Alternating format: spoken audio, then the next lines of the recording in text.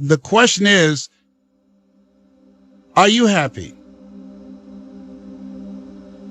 And if you're not happy, what's holding you back? What do you think that's the source of your lack of happiness?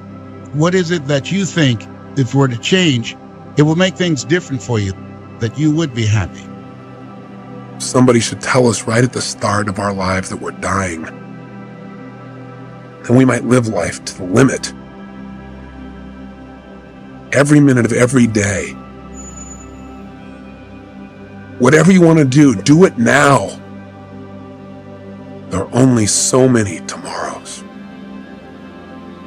I say to you that if you're driven by anything other than your love, and your spirit, your desire to grow and expand, if you're driven by your need to please others, if you're driven by your fear, if you're driven by your past, it's time to free yourself. And the way to do it is decide. Decide consciously what you want your life to be about. Courage is going from failure to failure without losing enthusiasm. It takes courage to act. Part of being hungry when you've been defeated, it takes courage to start over again. You have got to be relentless. You got to be the kind of person that you are fearless. You are unstoppable. The last chapter to your life has not been written yet, and it doesn't matter about what happened yesterday. You have something that you brought to the universe, and that if you decide that my life deserves my developing this what I do well, I grant you, you'll never ever be without. I grant you that your gifts will take you places that will literally amaze you. Exercise your willpower to change direction, set some higher goals, reach for some higher purpose. Go for something beyond what you thought you could do. Face all your fears. That's how you conquer them. Say, here's what I'm afraid of. I wonder what I could do to change that. Pick a new destination and start going that way. Now, you can change one little degree at a time, or if you want to, you can revolutionize the whole thing. Who says you couldn't revolutionize the whole thing in a week's time and start a brand new direction that will most assuredly help you arrive in a brand new place a year from now, 3 years from now? No telling 5 years from now where you could arrive. Use your willpower to start the process. Anybody can change. You don't have to repeat last year. Clean up the errors. Invest it now in the next year. Watch it make the difference. You will win if you don't quit.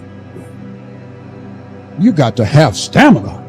You got to have staying power. You got to know your vitamin. It breaks my heart to see people who could be geniuses, who could be super healthy, who could have lots of prosperity, who could be doing amazing things in their community, who could be living gorgeous lives, serving the world, shining their luminosity on the world, and they're stuck. And they blame it. It's because of my mom. It's because of my dad. It's because of the country I live in. Just a whatever. I mean, that's... We do create our reality through our mindset, heart set, health set, and soul set. When you grow up, you tend to get told that the world is the way that it is, and that your life is to live your life inside the world and try not to get in too much trouble, and maybe get an education and get a job and make some money and have a family. But life can be a lot broader than that when you realize one simple thing. And that is that everything around us that we call life was made up by people that are no smarter than you. So build a life. Don't live one, build one. The aha moment is the door that opens. But your new life does not begin unless you can step through the door. Most people, when you have an aha moment and the door to your new life opens up, instead of going, I got this, let's go, and high-fiving yourself to step forward, most of us go, I don't know if I'm worth that. I don't know if right now is the right time to do this. I don't think I'm good enough. I've failed so many times I can't go through that door. That there is somewhere in your life that you know what you want. You can feel it pulling you. And you are actively arguing against it. You're bringing yourself down. You're beating yourself out. Don't ever be ashamed of anything you've done in your life. Face it, fix it, make it better. Build belief, build confidence to the point where nothing can hurt you because you know exactly who you are. You've faced your demons in your mind. You were able to hear all your past traumas. You were able to listen to them. You're able to say, okay, now I can now talk to people about what I went through. I'm no longer embarrassed. I'm no longer ashamed. Being ashamed is one of the biggest things that people nowadays, in their minds, kill them from moving forward. I'm ashamed of myself. We are humans. But then again, if you always think that we're humans, you will always just be a human and always make the same mistakes. Go through the archives, dig it up, study it, and then use it for yourself. You can't count the cost. When you want something bad, you can't count the cost, because if you count the cost and you see how much it costs, you might quit. You might give up. So you got to go in knowing that I don't count the cost. I do as many push-ups as it takes, as many sit-ups as it takes, as many reps as it takes. I study as long as it takes. I pay whatever the price is. Why? Because if I start counting the cost, I might quit. I might give up. I might surrender. Don't count the cost. You don't count the cost on this one. You don't count how many breaths you take. You don't count it. You get to a point where you don't count it. You just do whatever it takes to get whatever you want. We've been given the dignity of choice to become part of what we could be, or to become all that we could be. Christ. To be a doctor, you must pay the price of long years of difficult study to be successful in selling. And remember that each of us succeeds to the extent of his ability to sell. Selling our families and our ideas, selling education in schools, selling our children on the advantages of living the good and honest life, selling our associates and employees on the importance of being exceptional people. Also, of course, the profession of selling itself. To be successful in selling our way to the good life, we must be willing to pay the price. Now, what is that price? Well, it's many things. First, it's understanding emotionally as well as intellectually that we literally become what we think about, that we must control our thoughts, control our lives. It's understanding fully that as you sow, so shall you reap. Second, it's cutting away all fetters from the mind and permitting it to soar as it was divinely designed to do. It's the realization that your limitations are self-imposed and that the opportunities for you today are enormous beyond belief. It's rising above narrow-minded pettiness and prejudice. Third, it's using all your courage to force yourself to think positively on your own problems, to set a definite and clearly defined goal for yourself, to let your marvelous mind think about your goal from all possible angles, to let your imagination speculate freely upon many different possible solutions, to refuse to believe that there are any circumstances sufficiently strong enough to defeat you in the accomplishment of your purpose.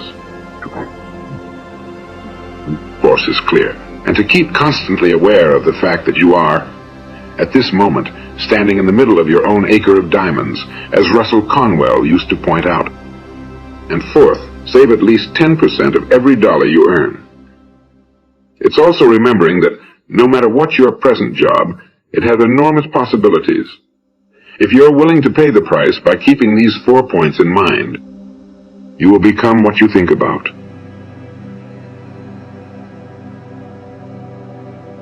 Courageously concentrate on your goal every day.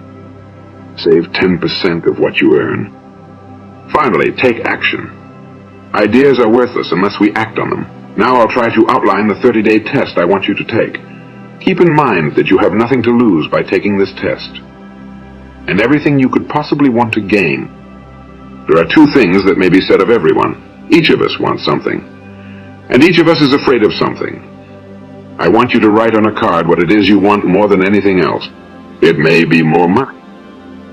Perhaps you double your income or make a specific amount of money. It may be a beautiful home. It may be success at your job. It may be a particular position in life. It could be a more harmonious family. You realize that soon. It will be yours. In fact, it's really yours the moment you write it down and begin to think about it. Look at the abundance all around you as you go about your daily business. You have as much right to this abundance as any other living creature. It's yours for the asking. Now we come to the difficult part.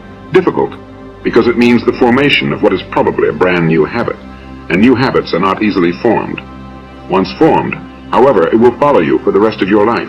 Stop thinking about what it is you fear. Each time a fearful or negative thought comes into your consciousness, replace it with a mental picture of your positive and worthwhile goal. And there will come a time when you'll feel like giving up. It's easier for a human being to think negatively than positively. That's why only 5% are successful. You must begin now to place yourself in that group. For 30 days, you must take control of your mind. It will think only about what you permit it to think about. All you have to do is know where you're going. Each day for this 30-day test, do more than you have to do. In addition to maintaining a cheerful, positive outlook, give of yourself more than you have ever done before. Do this knowing that your returns in life must be in direct proportion to what you give. The moment you decide on a goal to work toward, you're immediately a successful person. You are then in that rare and successful category of people who know where they're going. Out of every 100 people, you belong in touch with how you are going to achieve your goal. Leave that completely to a power greater than yourself. All you have to do is know where you're going. The answers will come to you of their own accord and at the right time. Remember these words from the Sermon on the Mount, and remember them well. Keep them constantly before you during this month of your test. Ask, and it shall be given you. Seek, and ye shall find.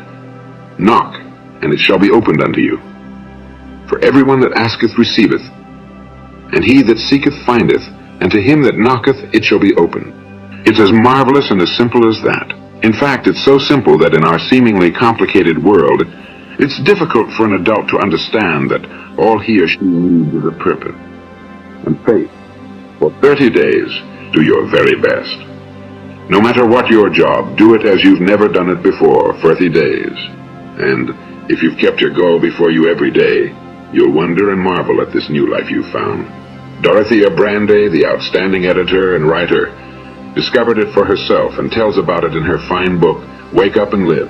Her entire philosophy is reduced to the words, act as though it were impossible to fail. She made her own test, with sincerity and faith, and her entire life was changed to one of overwhelming success. Now you make your test. For 30 full days, don't start your test until you've made up your mind to stick with it.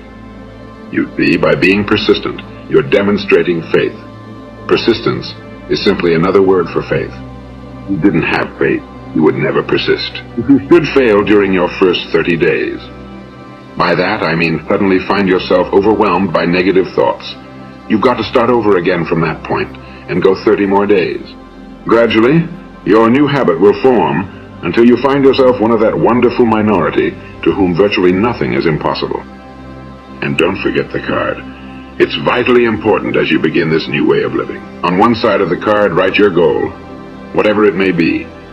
On the other side, write these words. You become what you think about. In your spare time during your test period, read books that will help you. Inspirational books like Dorothea Brande's Wake Up and Live, The Magic of Believing by Claude Bristol, the Bible, Think and Grow Rich by Napoleon Hill, and any other books that instruct and inspire. Nothing great was ever accomplished. First 30 days, your own inspiration. Don't worry. Worry brings fear, and fear is crippling. The only thing that can cause you to worry during your test is trying to do it all yourself. Know that all you have to do is hold your goal before you. Everything will take care of itself. Remember also to keep calm and cheerful. Don't let petty things annoy you.